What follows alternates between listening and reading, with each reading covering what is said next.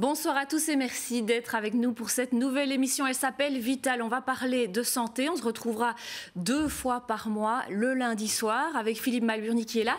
Et aujourd'hui, on se sent un petit peu obligé de parler de la Covid. Et pour en parler, notre invitée Christelle Meurice, merci d'être avec nous. Vous êtes infectiologue au CHU.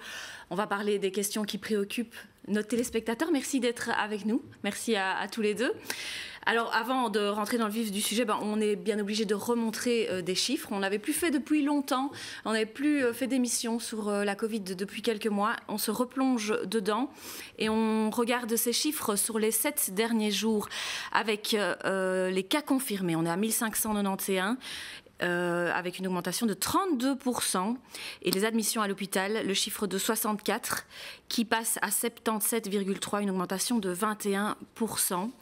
L'actualité de la semaine, c'est le testing qui se développe. On va en parler avec un testing salivaire qui s'est organisé à Lulliège, qui concerne près de 30 000 personnes. On va en parler avec notre invité. Tout d'abord, cette actu et ces chiffres, Christelle Meurice, qu'est-ce qu'ils vous inspirent tout d'abord ? Il faut bien imaginer que depuis maintenant 2-3 semaines, la situation se complique pour les hôpitaux. C'est-à-dire que ce que vous expliquez dans vos chiffres, on le vit dans la vie de tous les jours, on le vit au quotidien. C'est-à-dire qu'on a vu nos admissions à l'hôpital augmenter de manière assez importante, assez rapidement, avec vraiment des difficultés à, pour finir, trouver de la place et pour les patients atteints de Covid et pour tous les autres. Parce qu'il faut bien dire qu'il n'y a pas que le Covid-19, il y a aussi toutes les autres pathologies, tous les autres patients pour lesquels on a retardé parfois des interventions, etc. Et donc on est en train de rattraper toute une activité qui a été mise un petit peu entre parenthèses pendant plusieurs mois ou plusieurs semaines, en tout cas en mars-avril. Et donc effectivement, ces chiffres sont préoccupants parce qu'il va falloir sur la durée tenir la cadence pour les patients Covid et les non-Covid, et puis aussi parce que tout simplement, quoi qu'on en pense et quoi qu'on en dise, on a des patients sévèrement atteints, on a les mêmes types de scanners que ce qu'on avait au mois de mars-avril et on a de nouveau des gens aux soins intensifs. Alors c'est sûr, c'est pas la même proportion. Pour le moment, nous au CHU, on est à 6-7 patients aux soins intensifs, mais enfin, il y a quelques semaines, on n'en avait que une fois de temps en temps et pendant plusieurs semaines, les mois d'été, on n'en a pas eu du tout. Donc effectivement, tous ces chiffres-là sont préoccupants. Ça veut dire que pendant tout un temps, il y a eu un certain nombre de cas qui ont augmenté, enfin les cas confirmés augmentaient parce que les tests augmentaient, donc c'était relativement logique qu'au niveau hospitalisation et soins intensifs, ça allait, ça se passait bien, tandis que là maintenant on voit il y a un effet qui risque de poser problème à terme. C'est bien là où on doit être le seuil d'alerte en quelque sorte. Exactement. Donc c'est un peu ça tous les débats qu'il y a eu les derniers temps, c'est que on dit oui mais les cas augmentent, mais c'est des cas asymptomatiques, c'est des jeunes, etc. Et donc effectivement on le voit bien dans les statistiques de Cienzano, ça touchait vraiment les plus jeunes, les moins de 30 ans, et ça reste, je pense, la tranche d'âge la plus touchée. Mais effectivement ceux qui devaient craindre et ceux qu'on craint encore aujourd'hui, c'est que pour finir, le virus, effectivement, se transmet à la génération au-dessus ou encore au-dessus. Et on en est là, effectivement, avec des patients hospitalisés dont le nombre croît au CHU de Liège, mais je pense dans les autres hôpitaux liégeois. De la même façon. Voilà, et Bruxelles qui a été impacté même avant nous, à peu près comme la première fois où c'est monté un petit peu plus vite à Bruxelles, et puis on les suit, on les rattrape, voire on les dépasse, quoi. On va en parler, je pense, mais on a senti que les gens allaient moins à l'hôpital pour soigner d'autres pathologies.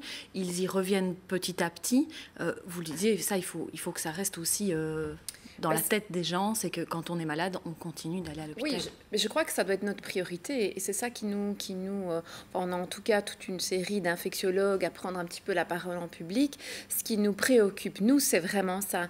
Ce qu'on veut absolument éviter, c'est la saturation des hôpitaux et c'est de devoir déprogrammer des interventions, par exemple, ou des hospitalisations pour pouvoir accueillir ces patients Covid. Il faut bien comprendre qu'un patient Covid, ça demande une prise en charge plus compliquée, ça prend plus de temps parce qu'il y a les équipements de protection individuelle, etc.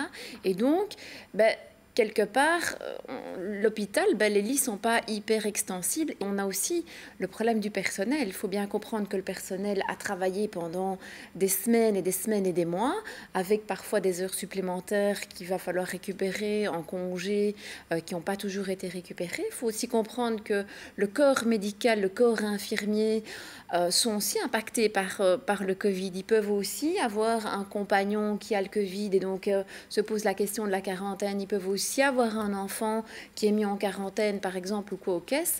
Et donc voilà, on va dire toute la structure même de l'hôpital est un petit peu sous tension pour le moment. Et il faut absolument que ces chiffres se stabilisent.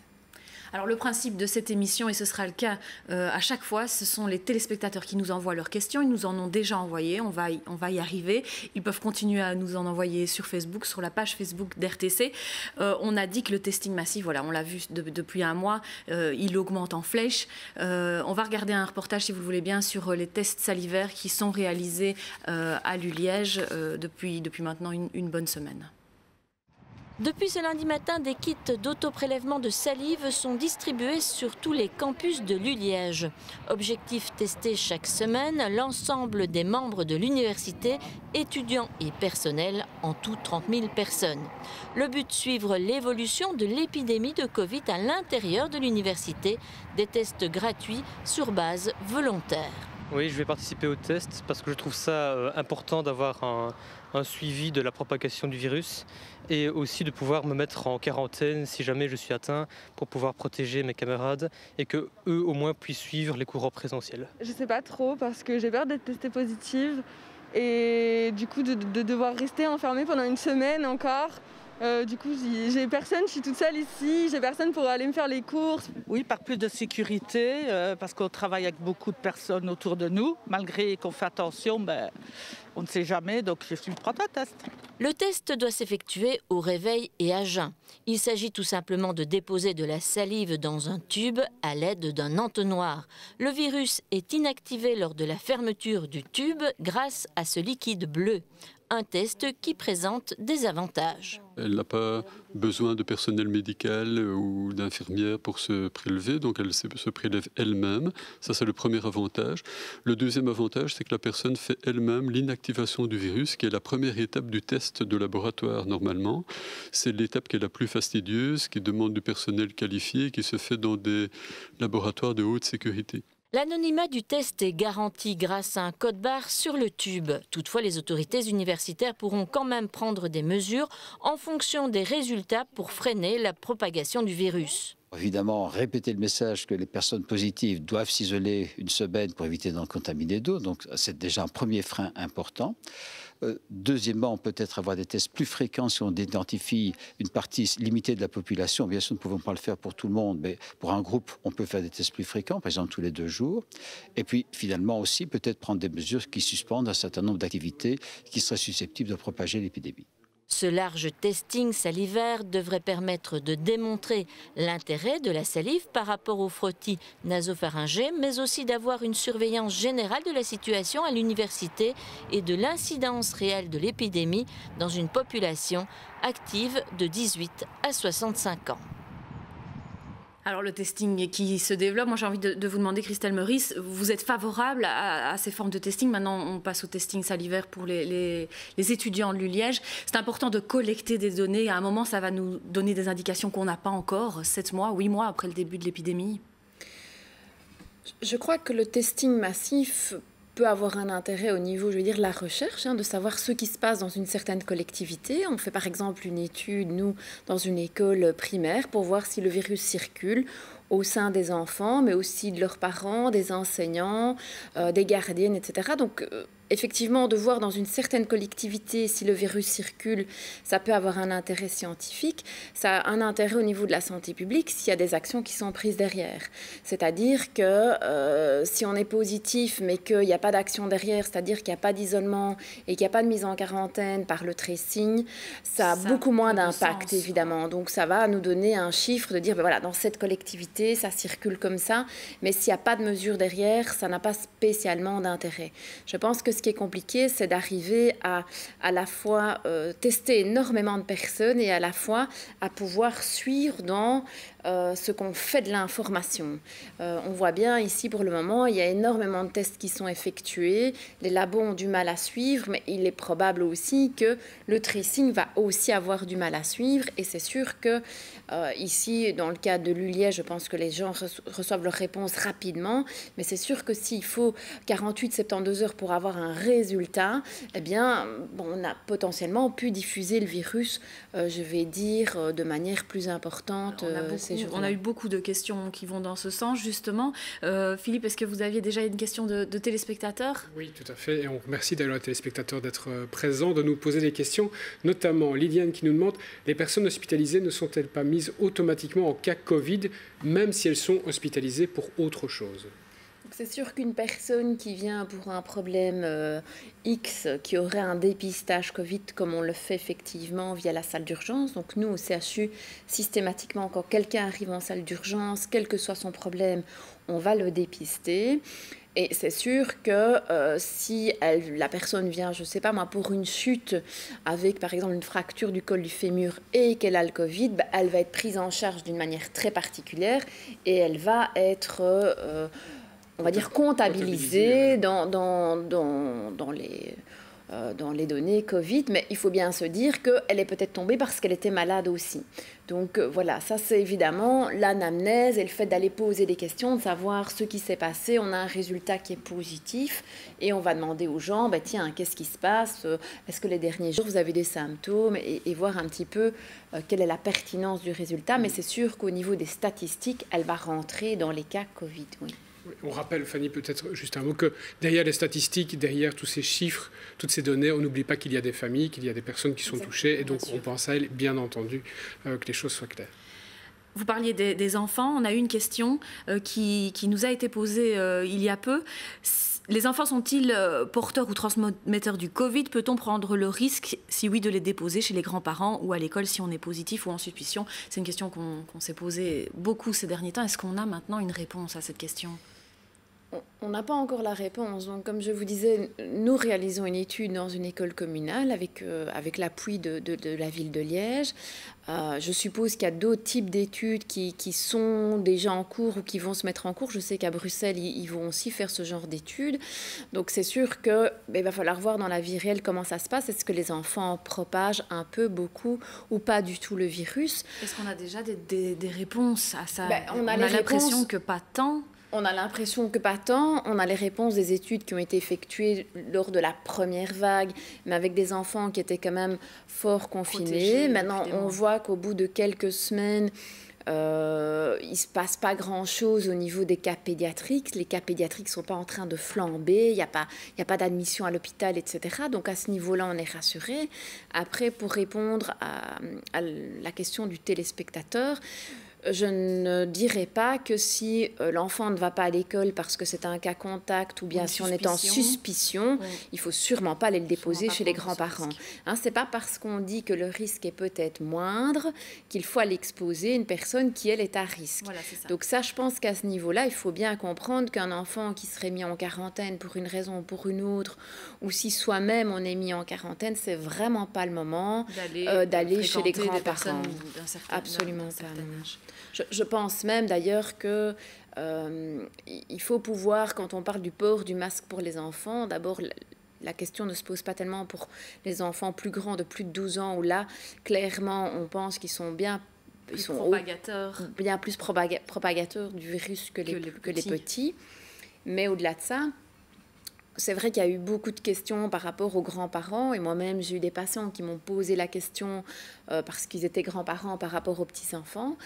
Et je pense qu'il faut laisser la porte ouverte au port du masque dans ce genre de circonstances. Moi, personnellement, je trouve ça plus sain et plus sécurisant de se dire on va se voir avec un masque plutôt de se dire on ne voit pas les grands-parents. Parce qu'il y a ce genre aussi d'attitude de protection qui est tout à fait normal, mais de dire ah mais alors on ne s'occupe plus des petits-enfants. C'est une dérive à laquelle il faut s'inquiéter, évidemment, celle-là. Mais je pense qu'il faut essayer de pouvoir préserver le lien en toute sécurité. Et en tout cas, c'est une question qui doit pouvoir être débattue au sein des familles, de savoir, tiens, comment est-ce qu'on a envie de vivre les prochains mois où on sait que les enfants vont revenir avec des rhumes, etc. Et que la question va à chaque fois se poser, mais est-ce que c'est ça, est-ce que c'est pas ça?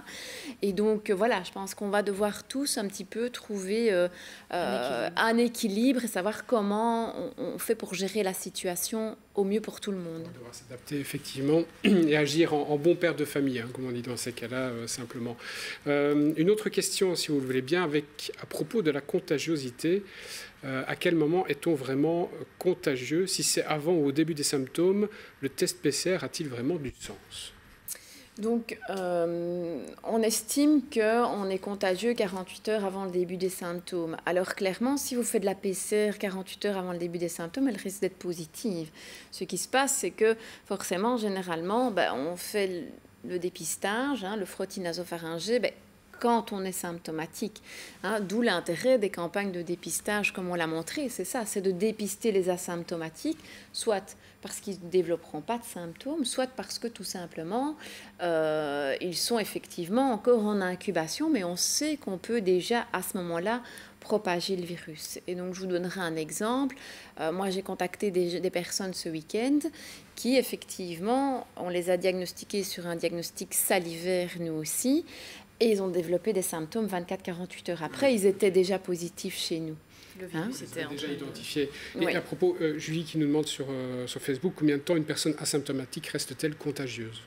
Mais on n'a évidemment pas la réponse exacte à cette question-là, puisqu'il faudra alors, quelque part, faire gargariser ou cracher les gens tous les jours pendant 7, 14, 21 jours. Ce qu'on estime, c'est qu'une personne soit symptomatique ou pas symptomatique, on estime qu'elle va être contagieuse 7 jours. C'est évidemment une gestion de risque. Pour finir, on se dit, au-delà de ça, le risque est probablement extrêmement faible et on ne peut pas non plus... c'est un peu pour ça aussi que la quarantaine a été diminuée à 7 jours, parce qu'on se dit, en diminuant un petit peu, peut-être qu'on va avoir une meilleure adhésion. Oui. Mais voilà, donc on estime maximum 7 jours, mais pour ça, il faudrait faire des tests salivaires. Tester tout le monde, tout le temps. Tous les 3 jours. Sinon, on ne va pas s'en sortir, on va arrêter de vivre. Mais ça se fait dans le cadre de recherche. Nous, au CHU, de nouveau, on l'a fait. On a fait on a un protocole de recherche où les gens se font dépister une fois par semaine. Et s'ils sont positifs, on envoie le prélèvement dans un autre laboratoire pour voir si le virus est viable et donc contagieux. Et on fait ça tous les 5 jours. Mais donc, tout ça, c'est encore à l'état de recherche, quoi. Mais justement, dans la presse, on lisait pas mal ces jours-ci que X% des PCR, il y a le chiffre de 90% qui arrive, sont positives mais non contagieuses. Oui. Alors évidemment, c'est interpellant. On se demande est-ce que ça a du sens, tout ça. Ça veut dire que quand on a son résultat de PCR qui est positif, oui, on est plus contagieux, on va se mettre en quarantaine. Ce qu'il faut retenir, c'est que dans le doute, il faut respecter cette règle de la quarantaine, même si c'est possible qu'en effet, il n'y ait plus cette contagion. Et donc, il faut toujours bien faire la différence entre la quarantaine et l'isolement.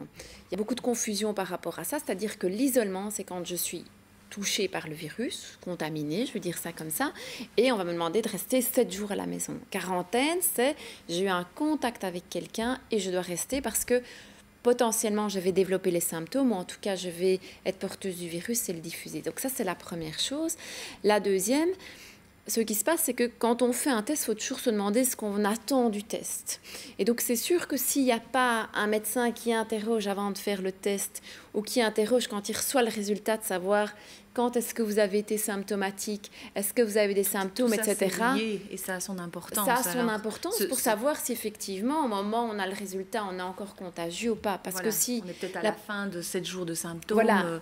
Mais alors, je me demande pourquoi on a fait le test. Normalement, quand on est malade, on va chez le médecin, on contacte son médecin et on doit faire le test dans les 24-48 heures. Plus on s'espace, plus on prend du temps, un temps de latence là, plus on a de chance d'avoir un test qui va même être faussement négatif, parce que ça existe aussi. Donc je pense qu'il faut vraiment Globalement, décrire la situation à son médecin traitant, c'est quelque chose qui ne coûte rien. Enfin, il faut le faire. Il faut le faire. Et donc, clairement, dire que 90% des résultats, c'est des faux positifs, ça, je pense que c'est vraiment... c'est un chiffre qui n'a ni queue ni tête. Ouais, c'est justement une remarque sur Internet de Mireille. Et on remercie, c'est un endroit où on peut s'exprimer librement, donner son sentiment, qui va un peu à contre-courant de tout cela, qui nous dit « Je constate que la manipulation par la peur continue ». Donc là, on a un son de cloche très très différent, et on sait que dans la population, il y a eu un manque d'adhésion à un moment donné, et que les gens remettent en cause les chiffres qui sont donnés, et qu'on estime que les médias, notamment nous, on a tendance à, on va dire, exagérer un peu le trou. Vous êtes praticienne, vous êtes au cœur du dispositif. Vous pouvez constater qu'on n'est pas en train de manipuler quoi que ce soit. Ah oui, non, mais je pense que... moi, je n'ai pas l'impression qu'on n'ait jamais été alarmiste, qu'on est... Maintenant, la réalité, c'est ça, c'est que... c'est sûr qu'on a moins de cas que mars-avril, et tout ce qu'on espère, c'est ne jamais plus arriver à ça. Objectivement, la situation, pour le moment, elle est tendue. Pourquoi ? Parce que... En mars-avril, il faut bien comprendre qu'on a arrêté toute une série de soins. Et donc, quelque part, l'hôpital ne s'est consacré quasi qu'au Covid. Comme on le disait, il y a des effets délétères à ça et on n'a pas envie de nouveau être comme ça monocentré sur une pathologie. Ça, c'est la première chose.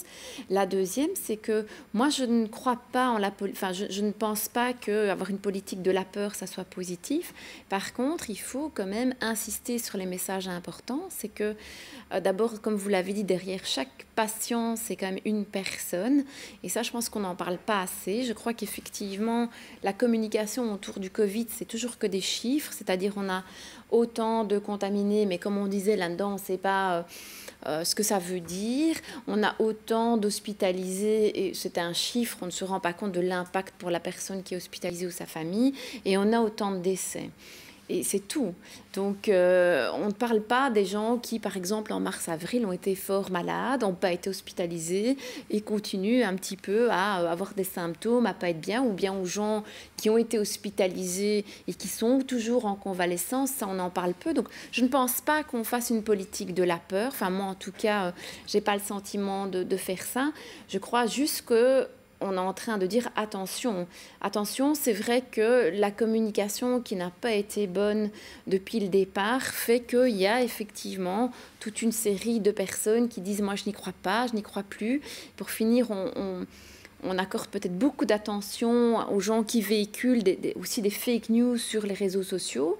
Et donc, nous, notre crainte, c'est que pour finir, les personnes qui sont vulnérables par rapport au virus, c'est-à-dire les personnes de plus de 65 ans, mais aussi les personnes... Celles-là prendront des risques, celles-là. Ou même des personnes qui sont plus jeunes, mais qui ont des facteurs de risque, qui ont un peu de surcharge pondérale, qui ont un petit diabète ou un prédiabète, qui ont un petit peu d'hypertension, que celles-là soient effectivement à risque d'attraper le virus parce que n'applique pas les gestes barrières. Voilà. Ça me donne envie de justement aller à la rencontre de Pascal Nicoletto. C'est un ancien malade du Covid. On l'a rencontré ce matin même. Il a contracté le virus en mars. Il est sorti du Mont-Léger, c'était début juin. On l'a rencontré ce matin et on pourra justement réagir à ça parce qu'il explique que son profil, comme vous dites Christelle, c'est que il n'a pas été étonné que la Covid lui tombe dessus. Il va l'expliquer lui-même et puis on pourra réagir. Je vais avoir 56 ans, j'étais largement en surpoids à l'époque. Par rapport à maintenant, j'ai perdu 25 kilos dans l'histoire. J'étais hypertendu et j'étais prédiabétique et j'avais aussi une maladie auto-immune à la base, donc une immunité moindre par rapport, je veux dire, au commun des mortels. Donc oui. Ça fait déjà que ce profil-là, déjà dès le début, qu'il était à risque. Était le fait que j'étais un patient à risque et que ça risquait de m'arriver, oui, bien sûr. Voilà. Même si les précautions étaient prises, même si je ne faisais plus de courses, par exemple, c'est ma fille qui allait faire les courses, moi je l'attendais dans la voiture. Le 24 mars, on était loin de parler d'une grippe. Maintenant, peut-être qu'avec les avancées, maintenant la connaissance de la maladie, peut-être qu'on peut parler chez certains d'une grosse grippe. Mais vous l'avez vu comme une pneumonie? Moi, je l'ai plutôt vu comme une pneumonie. J'ai entendu le mot pneumonie dans les paroles de certains médecins, voilà. Donc là, on était loin de parler d'une grippe. Oui. Donc vous rentrez en mars à l'hôpital. Quand est-ce que vous en sortez? Alors j'en sors le 7 juin Après donc 18 jours d'intubation, un gros mois aux soins intensifs et un mois de revalidation, un mois de revalidation au Mont-Légia toujours. Revalidation qui se poursuit toujours maintenant avec des soins de kiné réguliers. À l'époque, je sais bien qu'il tâtonnait encore. Donc je crois que maintenant, il y a des avancées, des gens qui sont dans mon cas. Maintenant, avec l'âge, le surpoids, tout ce qui allait avec, je crois que maintenant, ils savent comment mieux traiter qu'à l'époque. Parce que, ben voilà, je ne vais pas dire qu'on a été des cobayes, hein, c'est pas ça que je veux dire par là, mais il a fallu essayer des choses aussi. Parce que c'est une maladie qui est tombée comme ça, un peu comme un cheveu dans la soupe. Et je remarche beaucoup. J'ai retrottiné légèrement avec ma kiné la semaine dernière, pour la première fois depuis des années, je dois le dire. J'étais devenu un peu sédentaire. Donc voilà, donc j'ai retrottiné un petit peu. Franchement, non. Au niveau santé, ça va beaucoup mieux. Et je me suis débarrassé aussi de ce qui est dialyse, parce que mes reins ont été touchés pendant... Donc j'ai été dialysé pendant plus de 4 mois.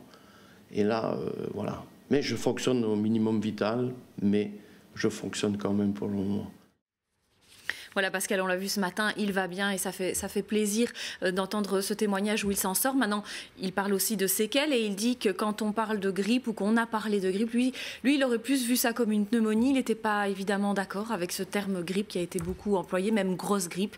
Il nous l'a dit plusieurs fois ce matin. Pour lui, c'était plutôt une grosse pneumonie. Hein. Oui, hein, mais c'est ça qu'on a essayé effectivement d'expliquer sans vouloir jouer sur la peur, mais c'est effectivement pas du tout une grippe. Moi, je me souviens des premiers scanners qu'on a vus, on s'est dit waouh, quoi, on n'avait jamais vu autant de scanners comme ça.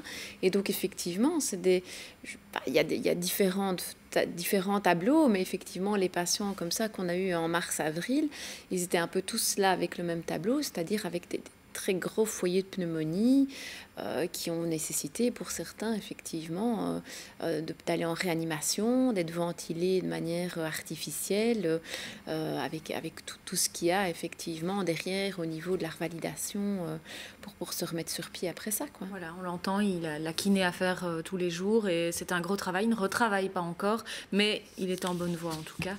Et merci à lui d'ailleurs pour son témoignage.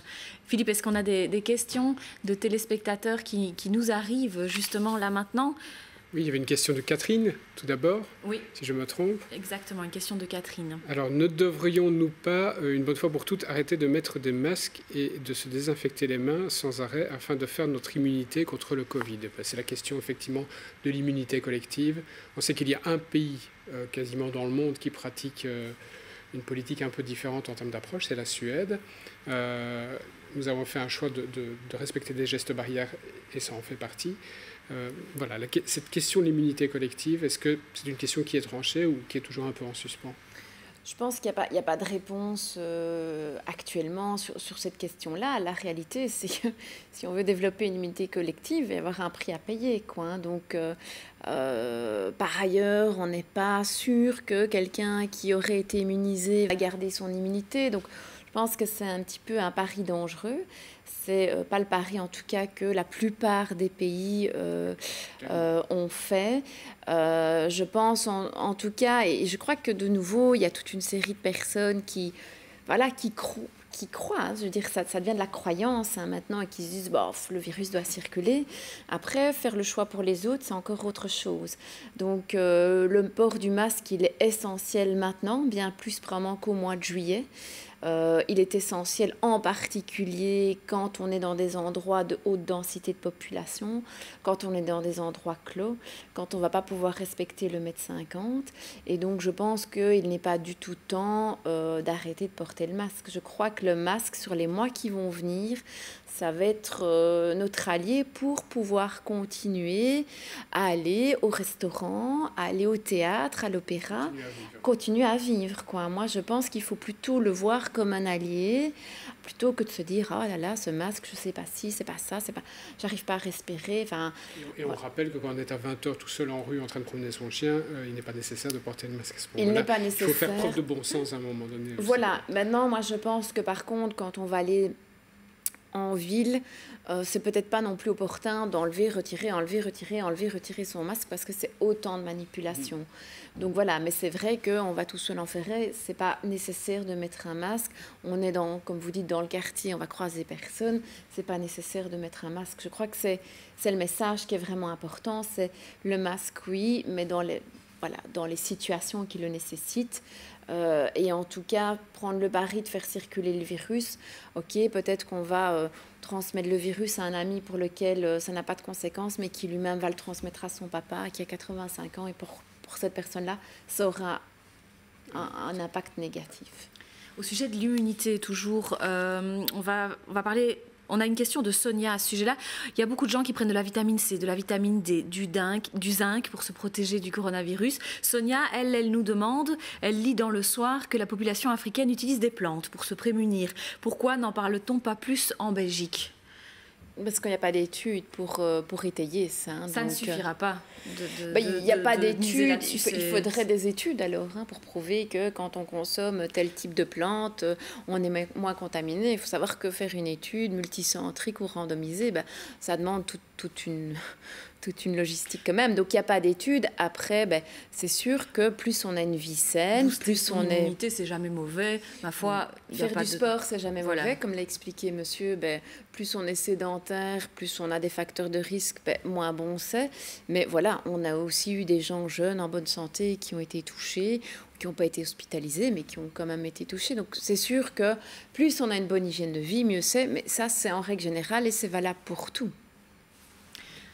Petite remarque aussi sur Internet, parce que je viens de voir une remarque sur le fait que nous ne portons pas de masque. Alors c'est pour la bonne compréhension de ce reportage. Si vous regardez bien la distance, nous sommes à des distances de sécurité. Donc faites-nous confiance en termes de professionnalisme. Nous le sommes suffisamment pour savoir ce qu'il est possible de faire. Et le masque, pour tout vous dire, il n'est pas très très loin. Il n'est jamais très loin, c'est vrai. Ayez confiance, mais on est à bonne distance. Ça ne se voit peut-être pas à l'écran, mais faites-nous confiance.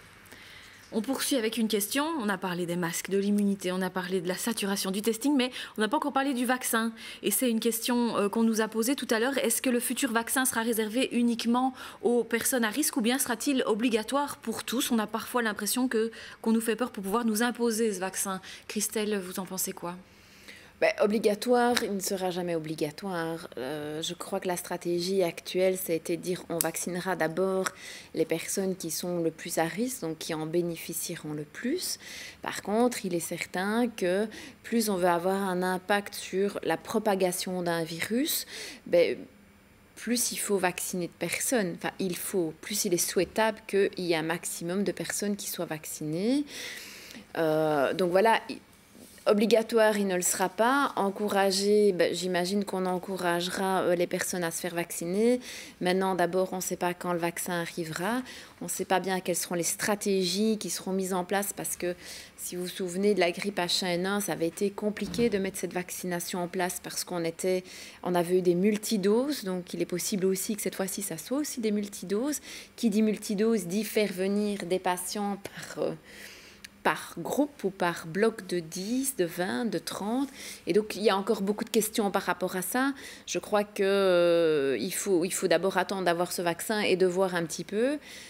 Obligé, on n'obligera, à mon avis, jamais à vacciner. Par contre, c'est sûr que plus on aura une adhésion, plus on va vacciner, on va dire, les gens autour de ces groupes à risque, plus on va permettre que ce virus arrête de circuler. Une petite dernière question, et elle concerne l'actu. On a beaucoup parlé du gène de l'homme de Néandertal, Philippe, et je vois que quelqu'un nous a envoyé une question à ce sujet-là. Oui, effectivement. Après avoir vu hier un sujet de la RTBF que les personnes qui auraient un gène de l'homme de Néandertal seraient plus à risque de contracter la version sévère de la maladie, pourrait envisager une analyse du génome de la population entière et ensuite attribuer le vaccin sur base des résultats. Il faudrait des gros moyens.